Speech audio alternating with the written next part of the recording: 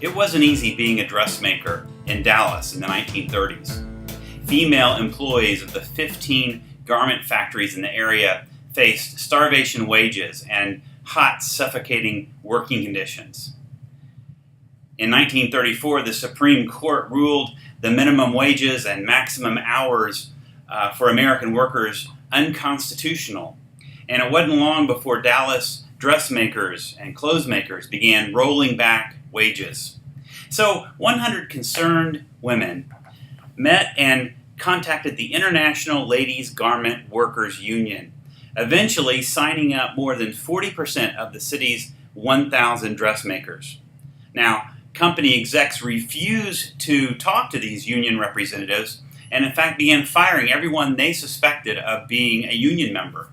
Dressmakers began a strike in Dallas in February of 1935.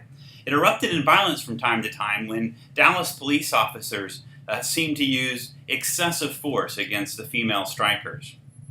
But everything changed on August 7th, 1935.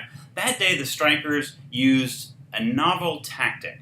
As 10 replacement female factory workers were attempting to enter the building, the striking women tore the clothes off their backs, causing this major embarrassment to the Dallas business establishment. The incident even received sensational newspaper coverage around the world. And suddenly, middle-class women stopped shopping in downtown Dallas department stores because they were afraid of the violence. The dressmakers eventually ended the walkout in November of 1935 without a settlement. But by the end of the next year, 5 of the factories in Dallas had a union contract. This story reminds us that workers have always had it tough. It reminds us that workers have always had to stand up for their rights, have had to fight for adequate wages and safe working conditions. In fact, this story in Dallas occurred 41 years after the U.S. Congress unanimously approved that the first Monday in September be declared Labor Day in honor of and recognition of workers and the labor movement. And it took place 27 years after the Methodist Church in America adopted its very first social creed, a statement on where the church stood in relation to some of the hot social issues. And of the 11 planks, or the 11 statements in this very first social creed, 9 of them have to do with labor, with work.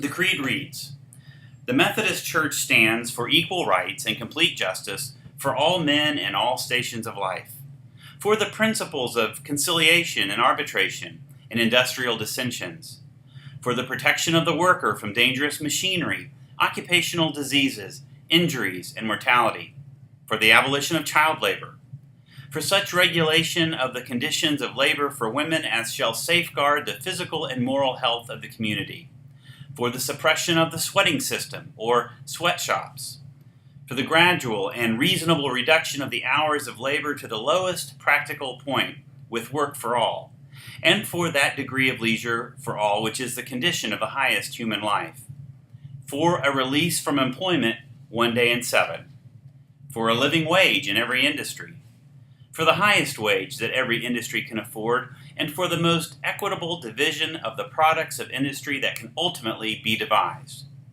and for the recognition of the Golden Rule and the mind of Christ as the supreme law of society and the sure remedy for all social ills." It's an incredible document, isn't it? Fortunately, most of those issues, most of those demands have been met here in the year 2014, but not all. This Sunday at Kessler Park United Methodist Church, we're going to be preparing for Labor Day, which is still a week away, and we're going to do that in 2 special ways. First of all, we have 2 guests joining us from the Workers' Defense Project, which at this very moment in time is working in Oak Cliff to ensure a living wage for all workers. And second, in my sermon, I'm going to be addressing the value and the meaning of work. I think that everything we need to know about work can be found in one story in the Bible. I'm not going to tell you which one it is yet, but I will tell you that the title of the sermon is The Garden, the Workers, and the Oldest Profession. Worship begins at 11 o'clock.